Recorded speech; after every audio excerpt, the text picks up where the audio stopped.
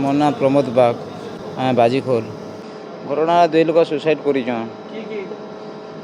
ପିଲା ଆଉ ଟିକେ ରିତେଶ ଝାଙ୍କର ଆରୁ ଝରଣା ତାର ପ୍ରେମ ସମ୍ପର୍କ ଥିଲା ନା 5-6 ମାସ ଖଣ୍ଡେ ହେବା।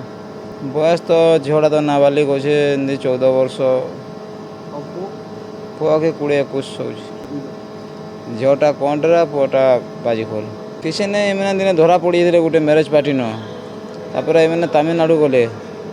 ଜସ୍ ନ ହେଲେ ରହେବ ବେଲେ ଇନ ଯେହେତୁ ସମାଜରେ ସେମାନେ ଚଲି ପାରନ୍, କିଛି ଦିନ ତ ତମର ଏଜ୍ ହେବା ତାପରେ ମ୍ୟାରେଜ୍ କରାମି ବୋଲି ତାର ବାପା କହେଲା। ସମସ୍ତେ କହିଲେ ଆମର ଗାଁରେ ବି, ବୋଲେ ଏମାନଙ୍କର ଏଜ୍ ନେଇ ହେଇତେ ବୋଲେ ଏମାନଙ୍କୁ ବନୁ କି କିଛି ଦିନ ତୁମେ ଅଲଗା ଅଲଗା ରହିଯାଅ ତାପରେ ତୁମେ ମ୍ୟାରେଜ୍ କରବ।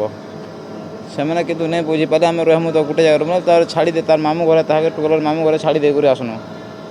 ସେମାନେ ରାତିରେ ଥିଲେ, ଆଉ ରାତିରେ ହିଁ ସେମାନେ ସୁସାଇଡ୍ କଲେ। ହଁ, ସେମାନେ ଏକେ ସାଙ୍ଗେ ଆସିଲେ, ଗୋଟେ ଜାଗାରେ ତାକୁ ରଖା ହେଲା ବି, ତାକୁ କିଛି ଟର୍ଚର ବି କରାନି କି ଗାଲି ବି ନେଇ ଦେଇ କିଛି ନାହିଁ। ଗୋଟେ ଜାଗାରେ ରହ ବୋଲି ଗଲେ ସେମାନଙ୍କର କାଣା ଉଦ୍ଦେଶ୍ୟ ହେଲା ଯେ ସେଟା ଆମେ କାହିଁ କହିପାରମା। ସକାଳୁ ଫୋନ୍ କରିଥିଲେ,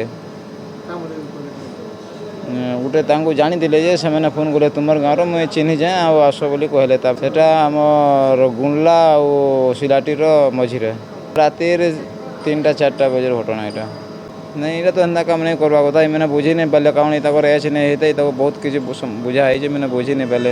ବର୍ତ୍ତମାନ ନାବାଲିକ ଅଛନ୍, ସାବାଲିକ ହେଲା ପରେ ଆମେ ତାଙ୍କୁ ବିବାହ କରିଦେମୁ ବୋଲିକରି କୁହା ହେଇଥିଲା। ଆଉ ଗୋଟେ ସକାଳୁ ଗୋଟେ ଏଗ୍ରିମେଣ୍ଟ ବି ଲେଖବାର ଥିଲା, ଯେନ୍ଟାକି ମେଘଲାର ଗାଁ ଲୋକେ ଥାଇକରି ଆଉ ଆମର ଗାଁ ଲୋକେ ଥାଇକରି ସକାଳ ପୁଆତକ ଆଉ ୱେଟିଂ ନାଇଁ କରିନ। ଏଗ୍ରିମେଣ୍ଟ ଲେଖବାର ଥିଲା ଯେ ଆମେ ତୁମକୁ ଏଜ୍ ହେଲା ପରେ ମ୍ୟାରେଜ୍ କରେଇଦେମୁ ବୋଲିକରି।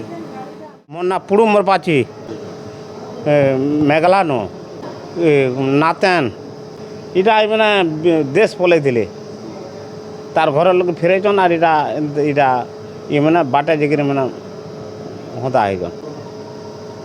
ଝରଣା ନାରାୟଣପୁର ପାଖେ ଭଲ ପାଇବେ, ଆର୍ ତାମାନେ ସେନ ଗୋଟେ ମୋର ଝିଅଟେ ପଡ଼ିছে ଆଜ୍ଞା। ସେଥିର୍ଲାଗି ସେ ସାଲା ଝିଅ କାଲିର ଇଟା ରାତି 5 ବଜେନ ରୋଡ଼ ସାଇଡ଼୍ରେ ଲୋକ ଯାଆସ କରୁଛନ୍, ବୋଲେ ସେଟା କାହିଁ ଯିବେ ଲୋକ ନେଇ ଦେଖନ୍। ଇଟା ରୁଘା ଡେରା ବର୍ଷନ୍ ବିନକା ଆଡ଼ୁ ତାର ତଲକେ ଟିକେ ଗୋଟେ ବରଗଛଟେ ଅଛି, ପଳେଇଥିଲେ ତାମିଲନାଡ଼ୁ। ହଁ, ଘରକେ ଆଇଲେ କି ମାନେ ନେଇ ଯାଇଥିଲେ ଆଜ୍ଞା। ଘରୁ ପଲାଲେ, ଘରନୁ ପଲାଲେ ସେମାନେ। ଆର୍ ତାମାନେ ଗଛ ଉଲେଇ ହେଇଛନ୍। ହଁ, ଦେ ଲୋକ ତାମିଲନାଡ଼ୁ।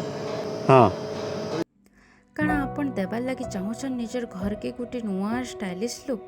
ତ আর ଡେରି ନାଇଁ କରିକି ସିଧା ପଳେଇ ଆସୁନ୍ ବଲାଙ୍ଗୀର କଲେଜ ଛକ ମିଶନ ପଡ଼ିଆ ସାମ୍ନାରେ ଥିବାର ଏସେଟ୍ ଫର୍ଣ୍ଣିଚରକେ, ଯେନ ଆପଣଙ୍କୁ ସବୁ ପ୍ରକାର ମଡ଼ର୍ଣ୍ଣ ଆର୍ ବେଷ୍ଟ କ୍ୱାଲିଟିର ଫର୍ଣ୍ଣିଚର ଆଇଟମ୍ ଯେନ୍ତାକି bed, dining table, sofa set, ଆଲମିରା, ହାଇ କ୍ୱାଲିଟି ମେଟ୍, ତାର୍ ସାଙ୍ଗେ ଆପଣଙ୍କୁ ଇନ କଷ୍ଟମାଇଜେସନର ବି ଅପସନ୍ ମିଲି ଯାଏସି, ଯେନ ଆପଣ ନିଜର ଇଚ୍ଛା ଅନୁସାରେ ବେଡ୍, सोफा, आलमीरा, टेबल तार संगे all types of interior work best price रे करे पारबे।